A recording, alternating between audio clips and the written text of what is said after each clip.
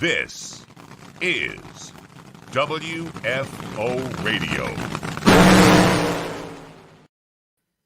Hey, everybody. We are back. WFO Radio back in the studio. We got Alan Reinhart just seconds away. Going to talk about the taskaparts.com NHRA New England Nationals presented by Bandero Tequila. It will be great. Whole lot of fun talking about John Force's 153rd career victory. Force versus height. Going to be great. And Billy Torrance with a big win over Mike Salinas and Aaron Stanfield. We heard from Aaron yesterday. Aaron, the Iceman Stanfield. Oh, that's taken the lead as the nickname for Aaron Stanfield, according to everybody that I'm talking to, because the kid's got ice water for blood. We'll get into all of that after I tell you about the people who make WFO Radio possible on a weekly basis. This is genuine and honest and upfront. Talking about Total Seal piston rings, and Total Seal folks doing a great job. TotalSeal.com. Piston rings, ring seal, keep the oil and the fuel separated, right? But do it with as little friction as is possible. Simple, right? Cutting edge technology. Check them out, TotalSeal.com. Also, Frank Hawley's Drag Racing School. Pretty cool what they got going. They were down there in Bradenton, Florida yesterday. They had the school there. They had it all going down there, and great stuff. If you want to drive a dragster, if you're looking for a great Father's Day gift, it doesn't have to go on Father's Day, folks. You can put it off till whenever he decides, but go to frankhawley.com and find out more information. They got a new licensed funny car driver. We'll be talking about that at some point in the future, but go to frankhawley.com to find out more information. samtech.edu. The next generation of engine builders and machinists, DFI tuners, they're approved to train veterans under the GI Bill. They've got block, head, and CNC programs. Motorsport EFI tuning, it's all part of the curriculum down there in the Houston, Texas area. samtech.edu. They've done a great job so far, and the next generation of engine builders and machinists doing great out there in the world of drag racing and other motorsports, even aerospace. And finally, Marvin Rodak and Rodak'sCoffeeandGrills.com. The hot sauces and the spice rubs and everything good. Marvin, oh yes, give him a call, 817-924-6821. I don't know if he's got any more of these Nitro Barrel coffee mugs, though. These were great. This was Bob Z's idea, and Marvin was selling them for a while. Maybe he's got a couple in the back. Your chance to get one, 817-924-6821. Later on in the show, I'll tell you about the WFO store and how to get the 10th anniversary WFO radio t-shirt. When you are in Norwalk next week, go to the Nitro Fish trailer. But now it is time to connect with Mr. Train Spotting himself, Alan Reinhart. What's up, AR? How you doing? Yeah, I struck out on the trains. What? That's it? No picks? No trains? Well, let me put it to you this way. 2 years in a row? About 95 miles, dirt road miles, okay, 95 log trail miles into the adventure. Now let's back up, 75 miles. It was 75 miles into the log train. And we're talking log trails, dirt roads, middle of the woods. Right. We're not talking about driving down the interstate. You get it? Yeah. I'm 75 miles in at a flat tire. Would that scare you? Yes. Really? What a sissy. I changed the tire and continued on. Okay. 20 miles later, I had another flat tire. Now I'm 95 miles into the woods with a second flat tire. That was a problem. Yeah, no second spare. Yeah, exactly. So the second one actually was a kind of a slow leaker. The dash lit up. It went just tires down. And I thought, crap. It wasn't leaking very fast, so I turned around and hustled. I made it back to the checkpoint, which was probably 45 miles before I went. At that point, the tire had 6 pounds of air in it. Oh, man. At the checkpoint, they had a compressor. So I went, okay, good. This is me. Aired up. I just went 45 miles down logging trails. If we put air in this thing, the town I'm going to is only about 35 miles away now. So I should be okay. Air it up. I'll get to town, get the thing fixed, and get the other one fixed, and life will be good again. So they aired the thing up, and I drove about 19 miles, and it was flat. Stopped at a little camp. A campsite, basically, like a place that rents campsites, a campground. Sure. Yes. The word just left So I walked into the office, and the guy said, "How you doing today?" Yeah, bad question. Got my second flat tire. Oh, no problem. Can you pull the thing to the shed over here? About 50 yards away. And, yeah, I can do that. So I went over there. And this young guy, I'm not sure he was 20 years old. He was just a kid. Opens the door, plugs in the compressor. He's got a plug kit, which I know is probably not the best thing to do with a steel belt radial, but and starts blasting the tire with soapy water. Found 2 holes in it, plugged the holes, aired the thing back up, and sent me on the ambulance. So twice, but I was 170 miles on dirt roads by the time I got out of it. Because when I stopped at the campground, I was still in the woods. Yeah. So, it was still a ways after that before I was actually back on a state paved nice highway. So that didn't get there, but I'll try again next year, I guess. All right. Okay. So we hear the background noise. Everybody, obviously, we apologize for the background noise, but this is taking on a party atmosphere. That's all. We're calling it a happy hour because you're at Bentley's Saloon. Bentley was out at the track on Sunday. Tell us a little bit. Did you just pick this place randomly? I know you guys are friends. We enjoyed a little drag racing, and we get a little atmosphere. Well, I was, I almost always stop by Bentley's if I'm going to be in Maine. I got to at least stop by and say hi. And Bentley, if you Google Bentley Warren is his name. He is a legendary racer from this part of the country. From back in the day, he doesn't race anymore, but he's got a saloon now. And they do bike shows, they do car shows, they do all kinds of stuff. As a matter of fact, this place is loaded this weekend. There's a bike week up in this part of the country. So there are a whole lot of motorcycles around here. The place is kind of hopping, so that's why there's a little bit of background. I had to stop by. I couldn't be in Maine and not have lunch, so on my way headed back down south and moved to Lebanon Dragway. Love it. No, you headed to Lebanon Valley. We talked about that a lot over the course of the weekend. People are hopefully going to go out there and check it out this weekend. I'll be going to my local drag strip this weekend as well, hopefully. But hey, at least I can deal with a loud bar atmosphere. It has been a long time, and so we will soldier through.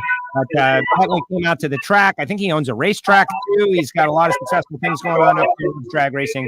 And I encourage you to swing by.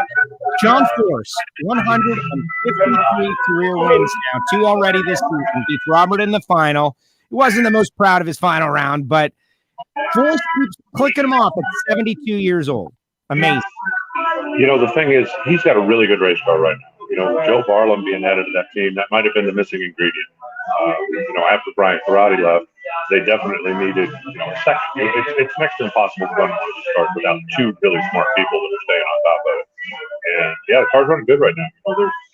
Nobody can say that he backed into it. Nobody can say he didn't deserve it. The car is running very good right now. And John certainly hadn't forgotten how to drive even though he took a year off. So, he really looks now, and believe me, we're a long ways from being out in Pomona, but he really looks like he's, in closer to championship form than he has been probably in years. The last few years, I'm not saying anything I don't think he would tell you. They've been okay. They've picked up a win here and a win there, but they haven't really been championship threat material. Robert has, JR has, Matt Hagan has, and all the DSR guys have had swing at it right now. But John, really, when's the last time you looked at John halfway through the season and said, you know what, that guy's a championship contender?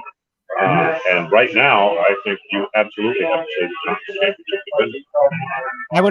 I would agree. And the momentum and confidence that is built by winning these races. But I always think about the Force fans. You see them riding back and forth on the scooter. They're always cheering him.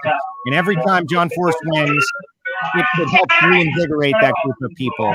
And everybody out there who's listening, there's going to be a little bit of audio in the background, but this is, if you've ever done a radio show in a loud nightclub, as I have many times, your ears will adjust. You will figure it out, and it will be better for it. But Spencer says it sounds like there's a 4th grader playing the recorder in the background. Is that true, Alan? Is there a 4th grader playing the recorder in the background? No, there isn't. But I got to tell you, I don't know if maybe I'm getting a little interference on my Bluetooth earbuds, because I'm hearing a little something weird from time to time. It's not just bar background noise, so I apologize for that. But it is what it is. I guess I could walk out and sit in the car, but I could walk out and sit in the car, but this is better. There it is. Right. Where's mine? I'm drinking coffee right now, trying to be productive as opposed, but it makes perfect sense. No, we'll briefly. For everybody that's worried, 1 beer with lunch because I'm still driving. Absolutely. This is a huge man. It's totally fine. Okay. Let's talk about, we mentioned John Force and his great success, but I couldn't help but feel like my heart going out to Tim Wilkerson after the day that they had, went 90 red, and just a bummer for Wilkes Warriors. We were talking about how great it would be for Wilkerson to get a race win. And this was looking like he was in contention. He was quick. He definitely had the car to do it. It looked like he had Robert covered, even though he shut the thing off about the 8 mile, a little bit before. Early numbers when they run after he went red. So, winner should have been, who knows. Improved by generation. But he's got a good car right now. And, I think that's got to give him some confidence. I think that he's going to beat himself. The fact that, Tim, the driver, screwed up for Tim, the car owner, Tim, the crew chief, and everybody that works on the team. But he's got a good car. And when you've got a car that's running as good as his is, your confidence will come back. You just need to keep doing what you're actually doing. Exactly. And then, of course, Force wins the race. Billy Torrance, top fuel. To me, that final round win was all about this guy right here, Dominic Lagana, at his home track, one of two to be on the team. Dominic is part of Billy's team under the umbrella of Capco. For them to be able to experience that victory, Billy and Mike Salinas, Brian Hewson had that car running really well. It's great to see the Scrappers team kind of exciting, but in the final round, it was Billy. Billy, qualified number one, had a great car, was vulnerable around number one, and that's the only time he was. As I've said time and time again, for part-time teams, lower funded teams that come out, they're such a huge part of NHRA. We absolutely love having is you can't let somebody get away with that. If you're expecting Billy to go out and run 378 and 379, that's what I was. That's what cool kids were kind of doing at the time. And okay, you can't run that. I get it, but don't let him get away with it. And they, Billy went out and smoked the tires and was very vulnerable and could have been had. All you got to do is make a run down the racetrack. And you don't have to look any farther than look at what Terry Haddock did against Ron Capps in round one of running cars.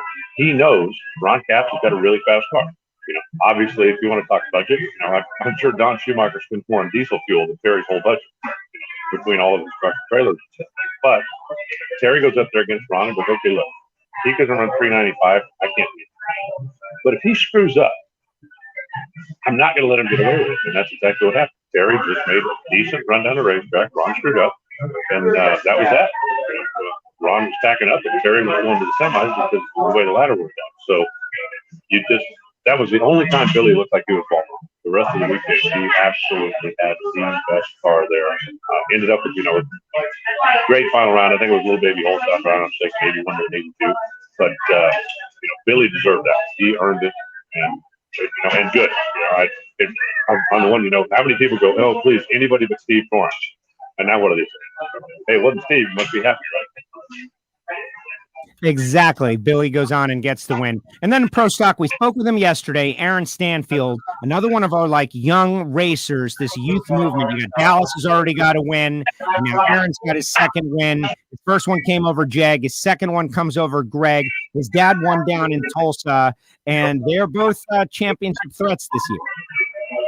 I think so. And, I keep waiting for Mason McGahey. I really think that, he's next. You can make the argument for Troy Jr. He's got a good car and a good fit. I think from what I've seen so far, I think Mason McGahey is probably the next of the young guns. It was fun watching on the starting line because Greg had everybody covered. Again, he had the best car. And I said, following the race to the final, I think he needs at least 2 on the starting line in order to have a chance.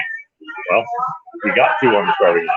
And then outran Greg as well. It was only a foul, but still, nobody had been able to run with Greg all weekend long. So the elite guys are very happy. I think Pro Stock is just fun right now. You do have Greg that's got the best car in the class, and he is chasing the miles. And you got everybody else in the class that is just hell-bent to keep him from doing that. I think once Greg does get 97, and it'll happen, that he could legitimately, reel off a few more simply because he's not thinking about it. You could tell me as long as you want to tell me. I'm focused on this, and I'm not even thinking about that. Records don't matter. But I don't know how when you go to the starting line, you don't go, okay, this is it. This is it. Once he gets that past, I really think the team's going to be better. Totally agree. Totally agree. All right. Since the audio is a little challenged here, let's let you make a final thought regarding New England, and then we'll let you head back to what you're getting your lunch and get it back on the road. I had a great event. Yeah, they did want to kill me at the end, but I felt like it was all out of love. Well, it was we had good weather. Big place. We had a really, really solid crowd. I don't know numbers. I don't care. It was a really solid crowd. And sure, there's going to be plenty of people who go, well, I saw his Boston Grandstand. Great. We had 10 deep in the fence along the pitch side. There was a lot of fans there. We didn't get to go up here last year, and they wanted to come out and see it. So it was, just top to bottom, it was a good event. The fact that Sunday went so smooth, we had two really minor things. I don't think we had 5 minutes of all day long. So we ended up coming into the finals with legitimately about a 20 or 25 minute cushion because you build in time, right? You're going to have to go clean up, you're going to have to do some stuff, and the day just went so smoothly. So it was a fun day. I think that it was just it was a good, clean, fun day of racing. We had a couple first-time winners. John Harper, classic Chevrolet, was awesome. The all-female final in Super Comp was fun. Amanda Wojcicka almost doubled up with her dad. He ended up with a broken rear end, and then hey, John LaBouse making the side bet, making sure he was going to be paid in the finals. It was just a good, clean, fun event. I apologize for the fact that I've got so much interference and noise and stuff going on here, but I wasn't going in and out of Maine. That's not my bad. No, I got you. It is what it is. We got a nice little recap, and of course, you'll be in Lebanon Valley this weekend, and we'll do it all again on Tuesday next week. I'll do it. Hey, wait, I just got to show you a little bit. Show us around. Show us around. Here's, this is what they call the front bar. All right. And walk outside. Yeah, walk outside.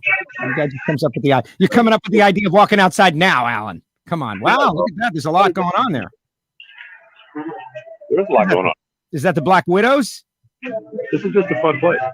Okay. So if you ever find yourself up in Arundel, Maine, it's just about 5 minutes off of I-95.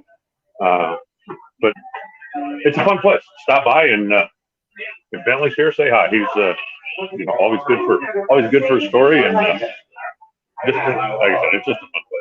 Awesome. Well, Alan, thank you very much. Very good. Safe travels. No more flat tires. Okay. Yeah, no, I think I'm good. I'm asphalt from here on out, so I think I should be fine. I got it all straight. Alan, great job as usual. Have fun at Lebanon Valley, and we'll talk to you next week. Thanks, Joe. See you soon. There he goes. The voice of the NHRA, Alan Reinhart, with us here on WFO Radio. Oh, my goodness. That was just like a wild party and a crazy affair and really cool. He didn't get my Black Widows reference. That's all right. That's all right. It's obscure. It's very obscure. A lot of the references are very obscure references, and that's why you got to listen, and there's homework involved. And I just I want to thank, there's like 50 people out there listening live who, thank you for dealing with the situation. Sometimes when you go live, things are not exactly optimal, but we got Reinhart's takes. Those of you listening on audio only, thank you very much. Our podcast subscription, and, we're going to send it. That's it. So we're going to send it. And that's what we just did. We just sent it. But I'm going to keep you guys for a few minutes, and I want some feedback. Obviously, normally Reinhart and I go a little bit longer, but given the audio situation, we let him go a little bit early. Now, that Bentley's looked pretty cool, and Bentley was out there. Paul from Cap's team came over, and he's like, Bentley Warren is over there, and if you want to talk to him and everything. But then right at that point, Alan Reinhart gave him a big shout out. He was in sponsor viewing and everything. And so that was handled. But kind of cool that there's a spot like that, and seeing all those bikes and seeing everybody out there enjoying their lives.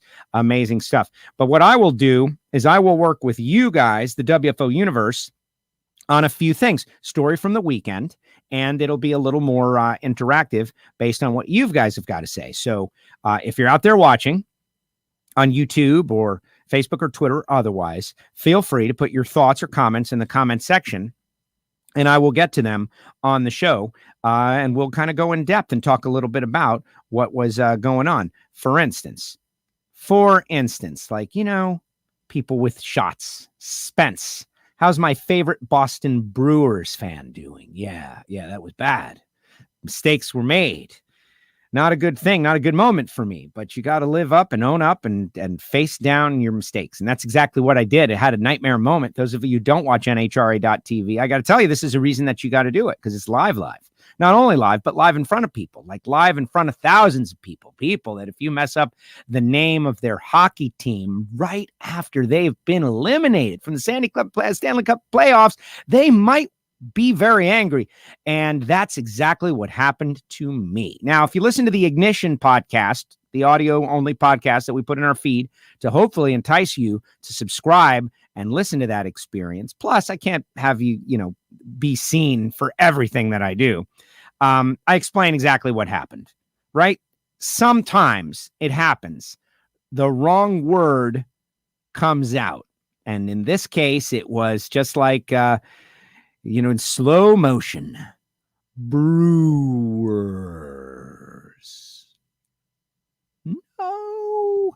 And inside, I don't know how many of you speak publicly, but you definitely have used the internet and you know what buffering is.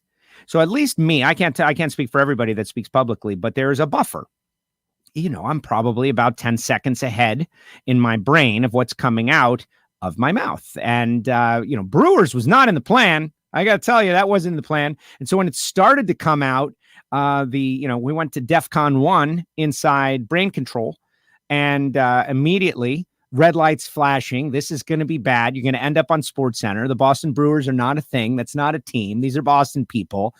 You, Joe, are a Yankee fan. You're in a great rivalry with the Boston fans. And now you've made a horrific mistake of their team in the moment. What do you do? And so I obviously, acknowledged the mistake immediately. I always thought that a job that I should have gone into, the career road that I didn't go down that would have been good would have been like crisis control. There are these people. It's like, oh my gosh, I woke up with a dead person in my hotel room. What do I do? They call like Winston Wolfe, right? I solve problems. I think that could have always been a second career for me. And maybe it is a current career and I just work in secret out the back door. That might be Castello Media's true purpose and how we survive. Crisis control. Call me. Anyway, address immediately up front and be totally open and honest about your mistake. And then allow punishment. And that's what it was. They wanted to boo me. They knew they were right. They had a right to boo me after that mistake. Yes, I had made a mistake. I deserved punishment. I had to atone. I had to do my own walk of atonement. And that meant stand there and be booed by the New England fans. And they were right. This guy comes into their house and says the Boston Bruins name wrong. Brewers. Why that happened, I have no idea. But I really do know the idea. I'm just not sharing with you. That's why you got to listen to the Ignition podcast. It's really Todd Angeli's fault. It's really because there's this very specific way you got to say his name. Right? Angeli, not Angeli. See, I just messed it up right there. It's not Angeli. It's Angeli.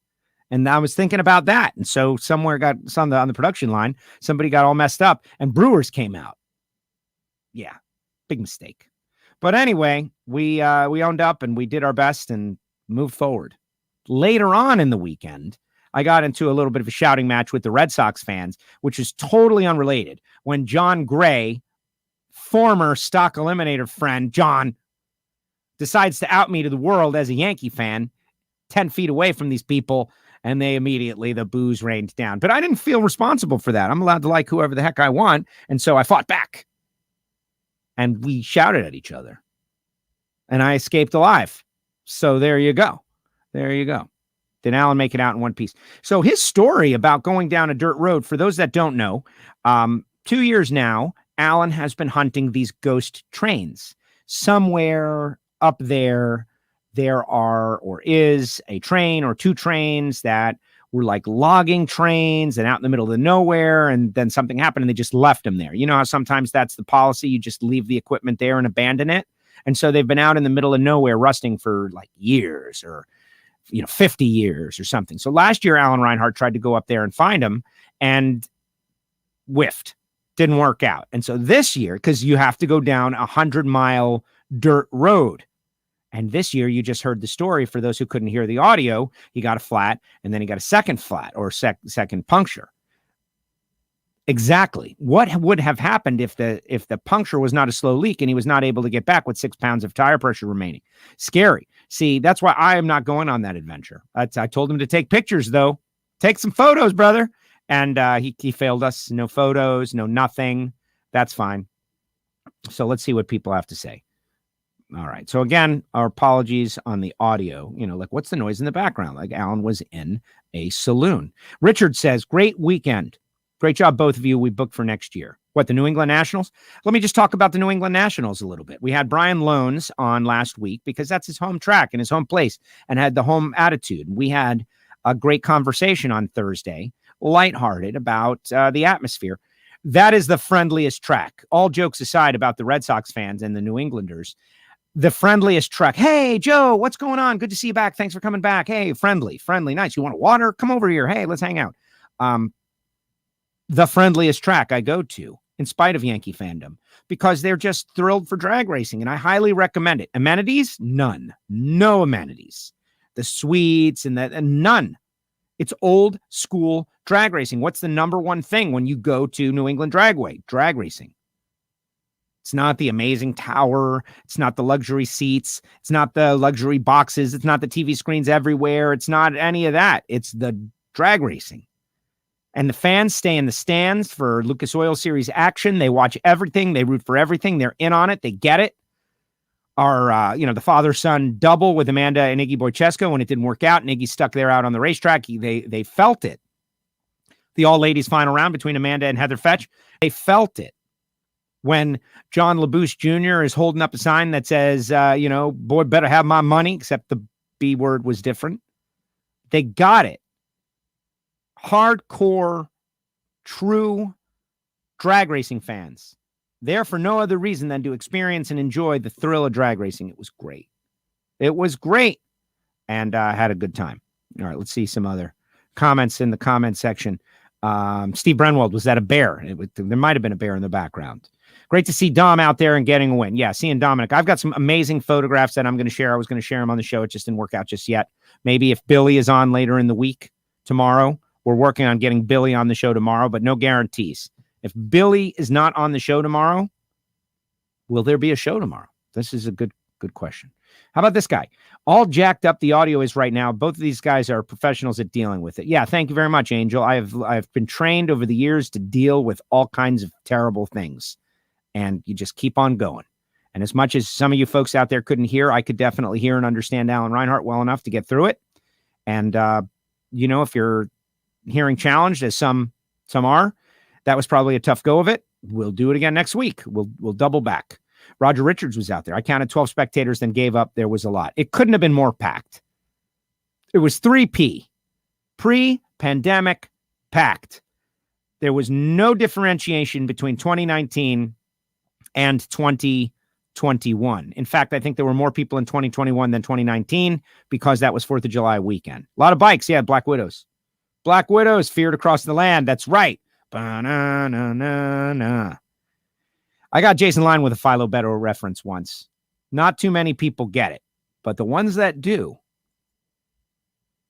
looks like a great time. Yeah, Is that what the Black... Yes, John. The Black Widows. That's right. Finally. Is NHRA on Fox ever live? Yeah, a perfect example of that would be this past weekend when they were on the big network, and believe they were live this past weekend on Big Fox. Yes, Gavin. And not all of them, but some of them. And the fact that we were on the big network, I haven't seen any of the ratings yet, any of that, but it's a huge opportunity for drag racing. We've got to sell drag racing, 2 cars accelerating. It is the most relatable of the motorsports. It has got the shortest attention span. The average citizen has the most chance of liking it. The 300 mile per hour, 0 to 100 miles per hour in 1 second story, and the diversity of drivers. Like, everybody's involved and everybody can do it. And they're got great stories. I think it's perfect for Fox. We got 8 races on Big Fox. This was, I think, the first or maybe the second. So a couple more to go. I have yet to watch the broadcast, though, but I will. Live is real. No apology needed. My thoughts exactly, Jeff. That's my thoughts. It's never going to be perfect when you go live. You got to keep going. And what's funny is with WFO, I always had a live mentality. And with my announcing, you just forge forward. That's it. When things go south and they get weird, there's somebody out there who's loving it. Man, this is really weird what's happening right now. And we're just going to keep going on it. When you pre-record, sometimes it makes you a little wanting to get it perfect, which it shouldn't have to be perfect. I mean, depending on where you're working. Any which way but loose, exactly. Needed. Okay, Stubo weighing in. How about the all-female final in Super Comp? Yeah, I thought it was great. Heather is an incredible racer, Heather Fetch. And I've interviewed her on the return road in Englishtown a few years ago. She's just an incredible racer. And Amanda Boychesko, same deal. So I thought it was cool. It was like ladies' night, except it was an afternoon. Let's see what Robert has to say. Alan said it already, but Amanda and Iggy are in the finals. Fun fact, this was the 6th time they were both in the finals together. Thank you, Robert, for the fun fact. That's not just fun, but that's informative. Feeling a little bit like I always want the big moment. And I think that would have been a great moment. John Labousse broke down a little bit talking about Iggy. Iggy, who I love. I barely know him, but I love him too, just because of the character of his throttle stop and what everybody says about him. I work real hard to get to know people as much as I can out there in short little snippets. But honestly, Labousse with the bet and the tracking down the guy who made a $500 bet at 5-1 that Boost wouldn't win the race. It's a lot of money, man.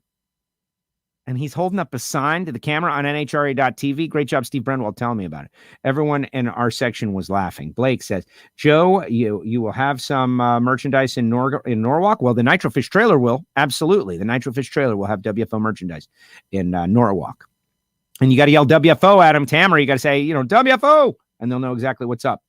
Wild Hogs Run the East. Okay, that's a biker gang reference. Like I said, very serious about the... Yeah, that's a little world that I don't know much about, honestly. My whole motorcycle experience is pro stock motorcycle. Doug Coletta seems to be struggling. Well, he made a final round, but yeah, it was a struggling final round, not having run over 300 miles per hour. They do seem to be struggling. The Torrance team is not struggling. It was great to see scrappers, though, step up. Brian Hewson feeling a little bit. I hear AJ's going to be back in Norwalk. That's at least the rumbling I hear. And he's been doing tuning over the phone lines and over Zoom, etc. But Mike Salinas, having taken last year off and a lot of time off, does take some time to get reacclimated to driving these cars. So I'm interested to see what will happen. Joe, we all make mistakes. You do a great job. Thank you, Blake. Yes, everyone makes mistakes. It's what you do with those mistakes, because every mistake is also an opportunity. Every mistake is an opportunity, and you're lucky and you're blessed to be in the situation to make a mistake in such a critical moment with so many people watching. But hey, I got a great experience. Right now, I know what it's like to be Ric Flair, the Nature Boy. Who knew what it was like to have 10,000 people booing you? Now I know. This guy says thumbs up. Monica, 100 miles on a dirt road, not for me. My rental car this past weekend was what was it? It was a Chevrolet Colorado 4-wheel drive thing. I don't know what Alan had, but my rental car would have eaten that dirt road up. I was looking for dirt roads to go on. The thing was awesome. I had never driven one, and I was super, super stoked. It felt like a big, high up sports car. Like I felt like I could do anything, go anywhere. Let's see what Tom says. Hello, Tom. Hello, Tom. Tony says, I have failed very publicly and hard a couple of times. Yeah. Public fails, man. They're awesome. They go in the resume of the mind forever. And just like the drag racer who describes a paragraph of thoughts in milliseconds. Oh, yeah, that's exactly what's happening. These people are going to hate me forever. How do I get out of this? And I feel like I handled it pretty well. The Wrigleyville Bump, fantastic race this past weekend. Can anything be done for Route 66 Dragway? Going to miss there. Oh my gosh, the story of racetracks going away. Brian and I talked about it a little bit with my own Palm Beach International Raceway storyline that's going on, which I can yet confirm or deny the rumors. I can tell you that there is now a petition circulating about saving PBIR, and over 900 people have signed the petition. This weekend, they've got a No Prep Kings race going on out there. Pat Musey, Lissy Musey are going to be out there, so it's going to be interesting to see. But, save our tracks. Hashtag save our tracks. We need to create a movement. If there's a drag racing facility, we got to figure out how to keep it open. Not everybody that's running these facilities are running them right. You haven't taken all the profits that are possible. New, fresh thoughts would be beneficial in a lot of areas. Route 66 Dragway, though, wow, what a great facility. Amazing. No race this year. Are they done forever? I don't know. But that's what people are wondering. It would be wonderful to know, are they done forever? I've talked to a lot of people who have said, yeah, they're done forever. And then other people say, no, they're not done forever. And so I don't know. I'll have to kind of go into my NASCAR contacts and find out. But I think it would be very sad to lose a facility like that. Maybe a little too big, maybe a little too far. I don't know. Tony says, I will figure it out and keep going. 10 more combat veterans will go to Frank Hawley's drag racing school. Hey, way to go, Tony. That's a great program. And thanks to Frank Hawley's and all of that. Love it. Barrichello. Hi, Joe. Hi, Barrichello. How are you? Sammy, great race. Loved the vibe of the facility. Sammy Eubanks was out there doing his deal, and he's sitting up on the trailer, and he's singing songs, and he's in the pits, and he's just giving a little ambiance in the pits. I like it. Derek Green, did we ever hear the specifics of his train journey? I find it to be interesting and would like to hear more, or anything.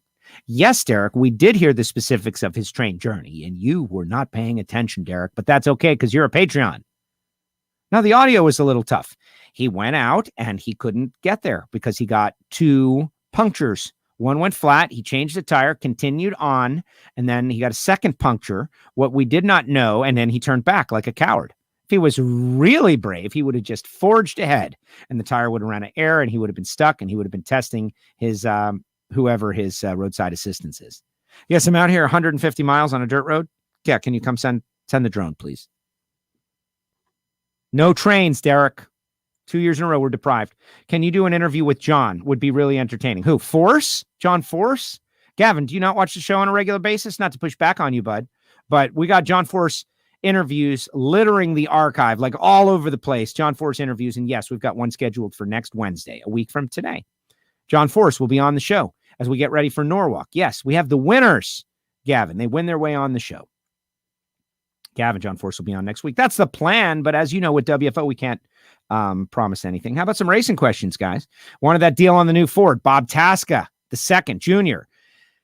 Loved what Tasca did. For those of you that don't watch NHRA.TV, you really should. You should get it for individual races and really buy the NHRA Platinum membership. They don't really, they're not like a sponsor on WFO, but I think it's a great thing for you to get.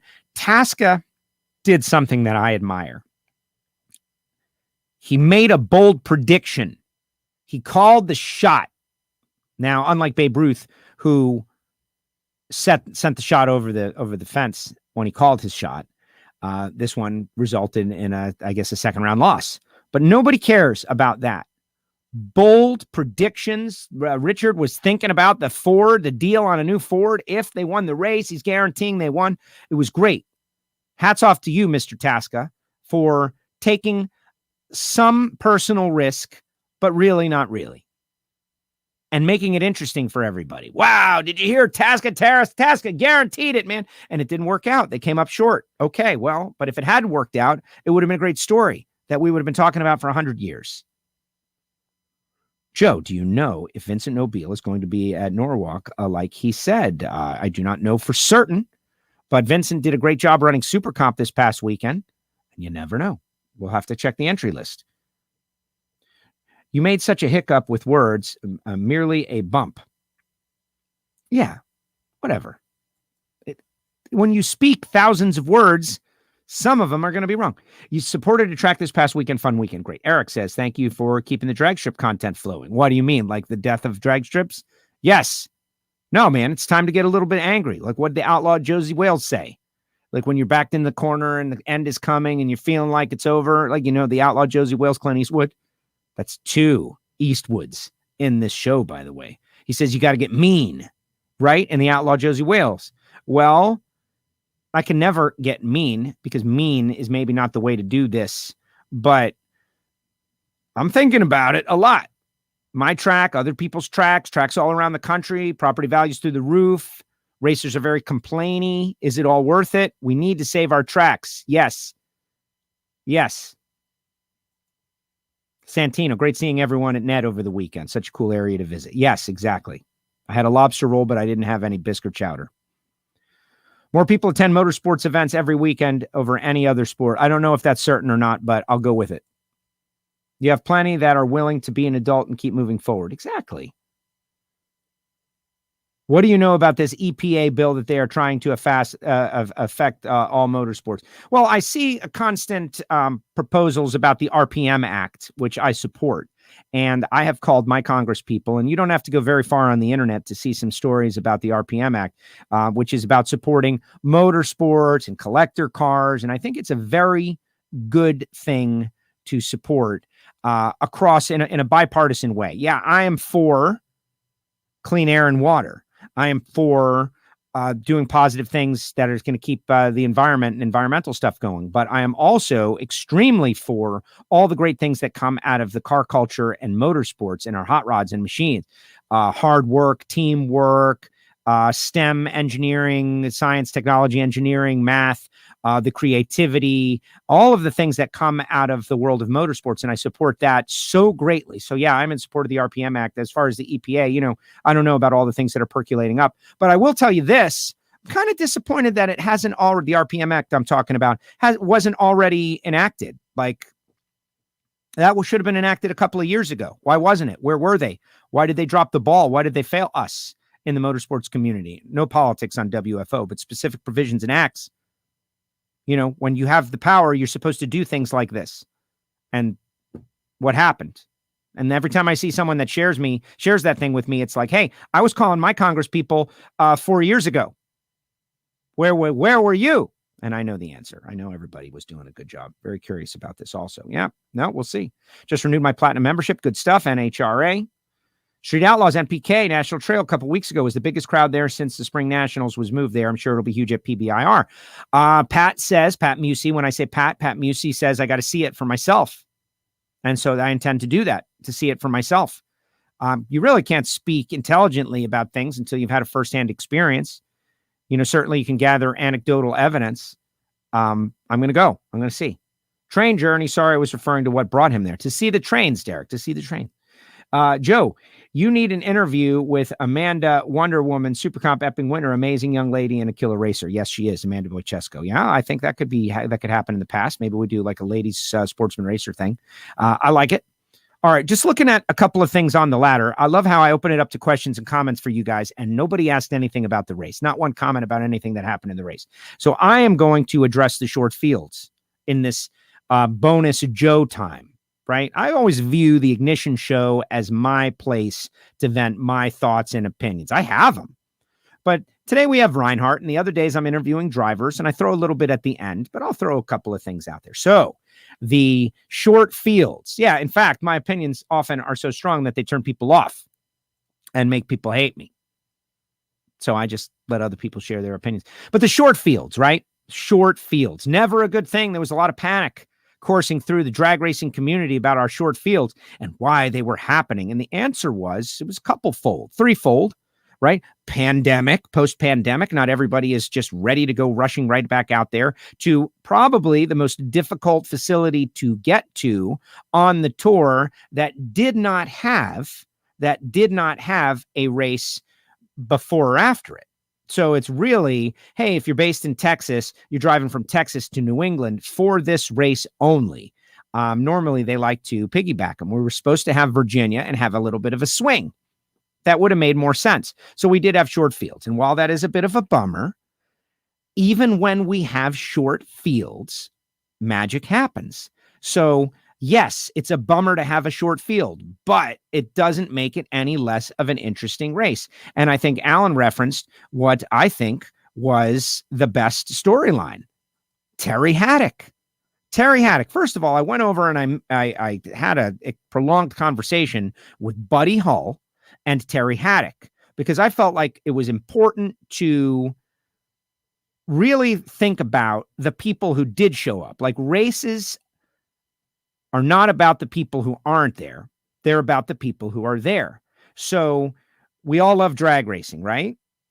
We all know that drag racing and everything in our country is in a critical moment right now. All of everything. Everything is in a critical moment. The world is still in a pandemic. We're pretty much coming out of the pandemic because of everything that's happening here in our country. Cutting edge, America, can do, all of that stuff, right? You can ascribe credit and blame to whoever you want. Fact is, America, look at us. Masks pretty much over. Mask mandate over. Most people who want to be vaccinated are vaccinated.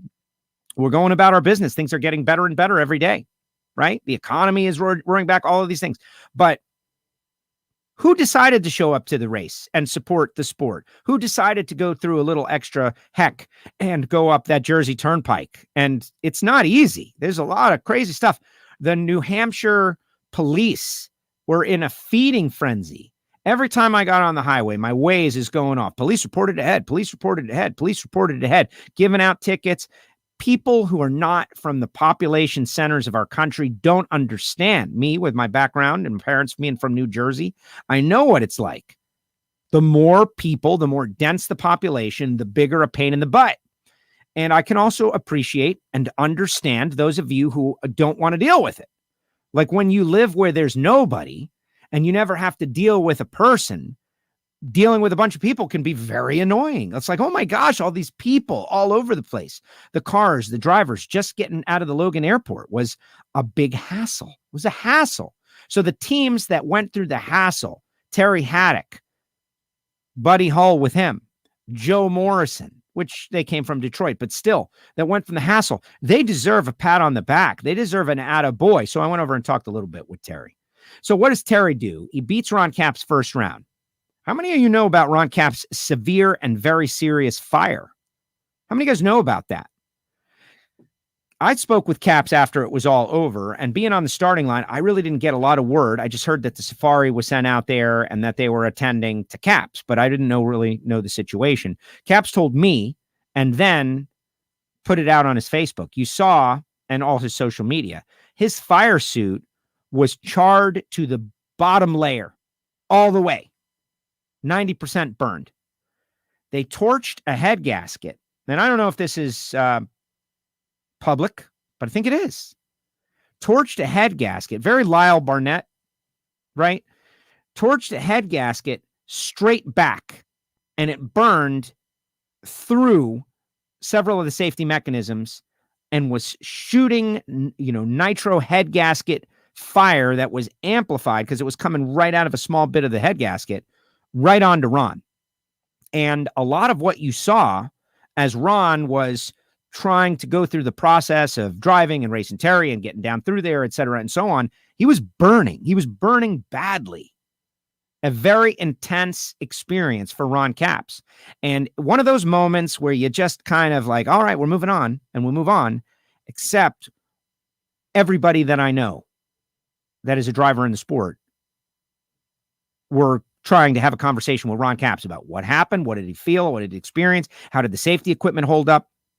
Dodgy moment. And Terry Haddock wins that race. Jubilant after the win. More jubilant than he should have been given the fact that he had just won a first round race. Big deal. No. He knew he was going to the semifinals. There was a bye run. In my pre-race picks, I was thinking about Ron Capps, even though I picked Cruz Pedregon on the show and they let me down. Different story, whatever. It's not ready to happen just yet. I think I was trying to will that one a little bit. Mistakes were made. But Capps had a tough situation. Haddock wins. Haddock stages up for second round so the team could go out there and give John Force a run for his money in the semis. And they did. They got down the track, 4:19. I would love to have seen him go out there and gone 4:05. But Terry Haddock has got circle wheels. He was telling me all about circle wheels. Like the guy or don't like the guy. He's in it. He's bringing his cars. They're going through the hassle. They're going through the struggle. There's a lot of people out there that got a top fuel car and a funny car sitting in their trailer that said, I'm not going to go to that one. So my hat's off in tribute to Terry Haddock on that one. Let's see what else everybody else got to say. Even with the short fields, it was great racing. And that's the deal. The Terry Haddock story with the short field, still compelling. That bye run made it possible for Terry to go to a final because he beat Caps. He's going to get a bye. Maybe he pulls a rabbit out of the hat against Force, and he's going to the final, and it's the best story of the year, just like that. So, it's about your perspective. Tony German. Nancy Matter is an up-and-coming funny car driver. You're going to have to check her out, Joe. I actually have read a lot about her, and I can't wait. I've called her name many times, but there was a recent interview. I want to give the credit to Drag Illustrated, but I'm not exactly sure, where she talked about her musical background as a musical engineer and producer. And I think that is pretty exciting, especially for someone that works with audio, even though mine is not the wonderful sounds of music and cowbell. It's me. The only people complaining were the Street Outlaws fans. I don't know about that. About what? About Terry Haddock and the short fields. My son and I enjoyed meeting you at Ned. More win lights would have been nice, but great job on the mic all weekend. Thank you, Donald Bangs. I was hanging with Don Bangs. That was awesome. Under the tower. Good job, guys. Thank you for saying hello. Everybody must say hello because I don't know everybody. Simple as that. Blake says, if my dad had the time, he would go to every NHRA national event. Is it the time or is it the money? For me, I think it would be great to do. Listen, here's what I think everybody should do. Okay. Everybody should try to do back-to-back races. Not everybody can do a whole tour or the Western swing or all of that. But going to back-to-back races and going to the complete race, Friday, Saturday, Sunday, going to the complete race at back-to-back races is a very interesting and unique experience. And then once you do that, you can get the feel of what it's like to be on the tour. You just need the feeling of being on the tour by going to back-to-back races. You see everybody, and then you see everybody again. After 1 week, people will begin to recognize you. Hey, you were here last week. You will demonstrate to people that you're a true fan. Let me talk a little bit about Force.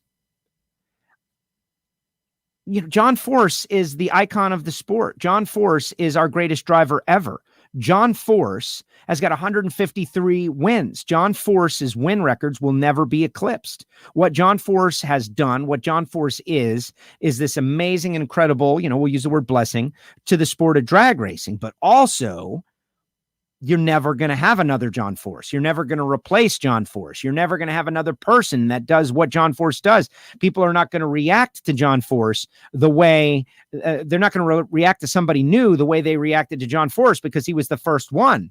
There's Elvis. There's just a very small number of people in their respective fields that carry the weight of John Force. That's it. And we got him already, but it's not over yet. And frankly, John Force, who always says he is old and over, and in his Winter Circle interview, he told me about his Winter Circle interview. I haven't said it, but he lined up Aaron Stanfield, who he thought was like 15 years old. And he says what was it? The good, the bad, and the ugly. He called him the young, the old, and the dead, right? Aaron was the young, Billy was the old, and he was the dead. And that's what he told me. But it's like, John, don't you realize, and we'll talk about this with him next week, and this is why you got to subscribe to WFO. You can never miss a show, the podcast, everything. Subscribe, click the bell. When you win at 72 years old, you are redefining what's possible for every 72-year-old. So please do not refer to yourself as old or dead or whatever, because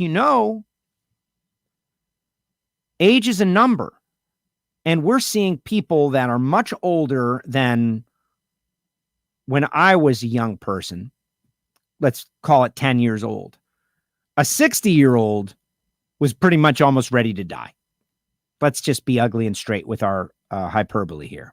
When you're in your 60s, man, it's getting close.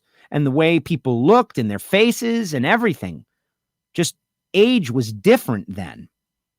But now, that I'm almost there, right? You look around and you see a guy like John Force, and he's 72. And what's he doing? He's driving a Nitro Funny car, and he's winning. He's beating Kids like Blake Alexander and J.R. Todd. J.R. Todd, a champion, a young, strong, fitness-oriented person who's got a championship caliber team with $1 billion sponsor, and John Force, 72-year-old man, has gotten the best of him badly in the last, however many races that they've run. Like most recently, I think JR had beaten him, but then Force gets after it. Let's see who Force ran just to make sure it was right. He beat Corey Lee in the first round, 427 to 609, whatever. Force maybe caught a break there. Sure. J.R. Todd gets around Cruz with a 402, by the way. They weren't terrible. Second round, JR 400 with an 067. Force beats him 085, 395. Force beats JR, then beats Terry Haddock, then goes to the final round. He's got to run Robert Hight. Robert Hight is no joke. Robert Hight 067, 399 to the GOAT. John Force, every time he wins, it's a new milestone for older people, which if you are a lucky person, you get to become an older person. There's a lot of people in our world that never get the chance to be an older person.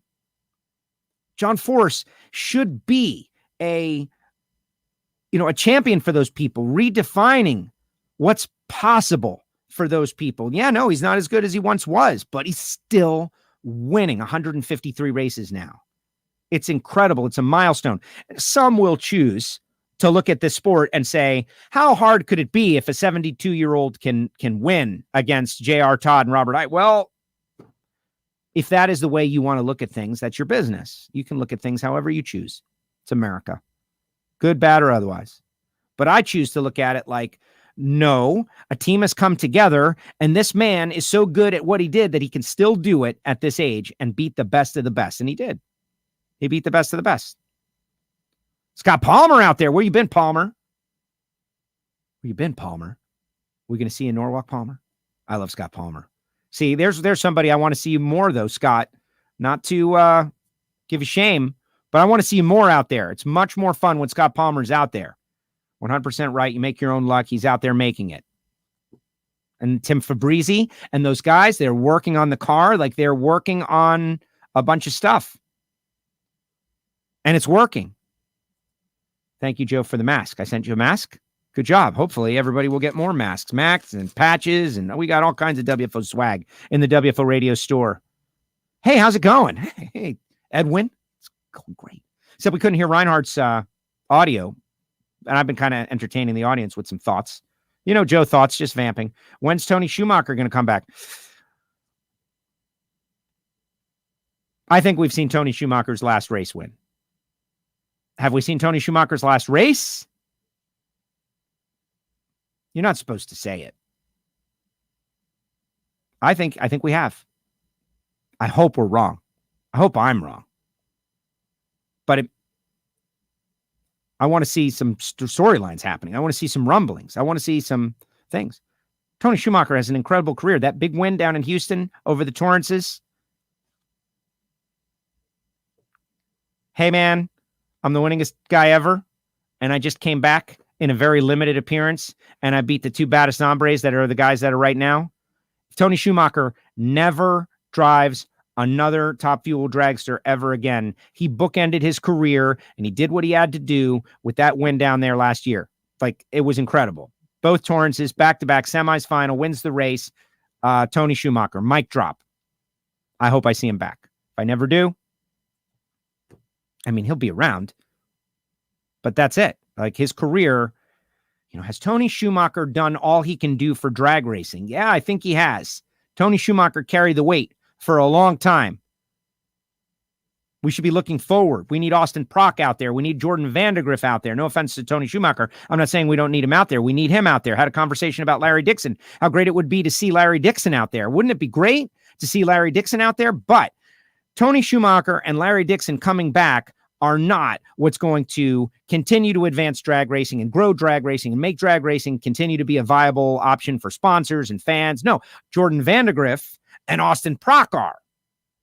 We got to get those guys out there. Jordan and Austin driving cars, competing against each other. The taking the shirts off, I don't know. We don't need to do that. Palmer, we got Sidetrack Pro Mod Racing. We'll be back out soon. Please, although your Pro Mod thing is super cool. It's not just Pro Mod, Palmer. It's Nitro Pro Mods, which is what makes it worth your experimentation. And I would love to see you take a suspended car over 300 miles per hour. I want to see that. Yes, I'm part of it. But we need you, bud. That's it, man. We need you. We need the car. We need you. It's a team thing. Like, I know people, some people view NHRA as an adversary, and maybe, sometimes there is adversarial relationships in places that I don't know or understand or go. But as someone who is, independent, who works within the industry needs you. Like, all hands on deck now, guys. Let's go put on a show for the fans. Let's get out there and be wild and fun and crazy. Flames up to the stripe. Let's interact with our fans. Let's get everybody out there. Let's wrap those throttles in the pits. That's what I think. Better late than never. Hey, Joe Allen, Norwalk prediction, EE for the win, 24 entries. I'm super excited about Norwalk. I will look ahead next week. Yeah, super excited about the ice cream. Blake's going to get me some ice cream. How was the lobster, bro? It was good. I had a lobster roll. Someone brought a lobster roll to the tower. I ate it. It was good. Also had where was that? Oh, at the Coletta thing. Yeah. Amazing. Scott Coletta. Was a tribute to the life of Scott Coletta at Coletta Motorsports. And I was able to go and attend and see everybody and talk to Conrad for a minute. And, I just, it's a mix of emotions, right? Sadness and joy and happiness. And most of all, from my perspective, just respect. And to see and to talk with John Oberhofer, stories about Scott, all that stuff. Segrini was there. We're all hanging out, but we're eating this lobster, and oh my God, it was amazing. And I think I've ascended to a new lobster level 5, where I enjoyed a Maine lobster pretty much by myself with some slight coaching by Loans. It's like, you got to twist. So I was like, all right, I can twist. Except no bib, no beard, no covering up, no tucking in, nothing. And I navigated the whole thing for the most part. And I went downtown, man. I was super proud of myself. US 131 first weekend of August, side-by-side Top Fuel Pro Mods. All right. Well, US 131, I've been there. One of the few tracks that I've been to. That's cool. All right, everybody. Tomorrow, not exactly sure if we're going to have Billy Torrance or not. Not exactly sure what's going to go down. I can tell you that the archive is loaded. And if we do not jump on the air, then hit the archive. Simple as that. Allow me to tell you about the people who make it possible. Then we'll get up on out of here, and I'll give you a couple of final thoughts. Total Seal Piston Rings. We got a new Hidden Horsepower up there right now. It's a podcast only. It's not video. You can't expect video streaming for everything anymore. Sometimes it's audio only. Hidden Horsepower. Very proud of it. Larry Wallace worked at Penske for many years, and I will give you some insight. Talked about why he loved Ford cylinder heads more than Chevrolet cylinder heads. And one of the reasons was that they could literally change the location of all the valves in a Ford cylinder head. And because of the canted valve design, tech inspectors had no idea what the heck they were doing. Whereas the Chevrolet cylinder head, where all the valves were in a line, it was very easy for the tech inspectors to see. So because of the design of the Ford cylinder head, which is obviously a little bit better design from what I understand, since everyone has adopted it now, the canted valve design enabled mega cheating in the early years of NASCAR. Listen to the podcast, right? So is that a passive-aggressive shot at all the Ford people out there? You decide. Hey, I'm a Pontiac guy. I got no dog in the fight. TotalSeal.com. Check out the podcast. And if you're building an engine, by my goodness, why would you not use the piston ring that everybody uses? Frank Hawley's Drag Racing School. Oh my gosh. Travis Shoemake. Trip Shoemakes, I guess it's his son, got his license. And he's going to try to drive a funny car somewhere, which is cool. The next generation. This is the story. And it just makes me think, I'm always pushing all of my sponsors. And we're working on some new ones. But these guys that you're seeing right here, like these are the foundational sponsors of WFO Radio. Frank and Lana Hawley, Marvin Rodak, Sam Tech, Total Seal, and a few others. I was just interacting with Nick Salamone from yourvelocity.com, like the people who got us to where we are now, helped us get that exit velocity to pull away from the Earth's gravity, the failure gravity that pulls you back down to Earth. But the next generation of champion race car drivers, like part of the journey is to go to Frank Hawley. Like, you don't have to, but they do. And whether it be Robert Height telling us the other day, or Erica Enders, or just countless examples of what Frank Hawley is. Now, you might not want to become a champion race car driver, but you might want to drive a dragster. And if you're going to have an experience like that, why wouldn't you have it with Frank Hawley, so that you can genuinely understand some of the things that are going through the minds of your favorite drivers? Courses start at $399. They travel all around the country. I'm just super proud to see what they do. And then, of course, Marvin Rodak, rodakscoffeeandgrills.com. Really, it's all about the coffee and the hot sauce and the spice rub and the grills. 817-924-6821. If you're going to Norwalk, get a WFO t-shirt at the Nitro Fish trailer. I want to do something here. And this is going to be an epic fail, but you got to throw a lot of stuff at the wall if you're going to succeed. And most of it's going to fail. And failure can be fun, right? Because you're learning. The episodes that I've learned, especially after calling the Boston Bruins the Boston Brewers. I would love all of my listeners that are going to Norwalk to go to the Nitro Fish trailer and get the 10th anniversary t-shirt there. I would like to set a record for shirts sold at an event. I don't know what the current record is. I think it's like 4 or 5, something like that. I would like to set a record for WFO radio t-shirts sold at the Nitro Fish trailer at Norwalk. Why pick Norwalk? Well, it's right in the middle of the country, and we got a lot of people that are going to be coming there from a lot of different places. I totally expect we've got a lot of WFO radio listeners out there, so let's set a record. Let's do it. Woo! Yeah, there's that Ric Flair. Shout out to the Patreons. Patreons got a little Wednesday motivation today. They got to hear some behind-the-scenes stuff. I even gave them a homework assignment that I'm not going to give you guys until next week, and they might come up with the idea that I go with. Right? I've got something I'm working on, and the advisory board that are the Patreons, our VIP listener club that they pay.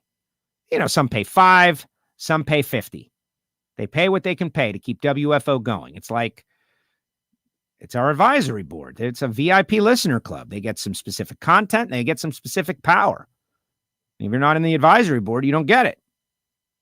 I like to think we try real hard, but they get to decide something that's pretty important next. And if they fail me, then you guys will get on the task. All right. A couple more comments and then we'll get on out of here. I'll help you reach that goal. Says Blake. Thank you, Blake. There's 1.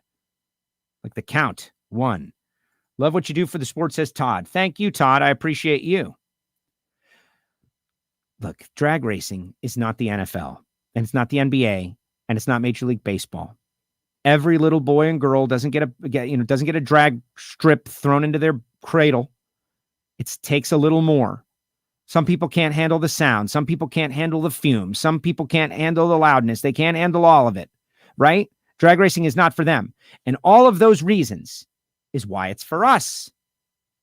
We like it because it's more. It's extreme. It's fast. It's loud. It's crazy. It's chaotic.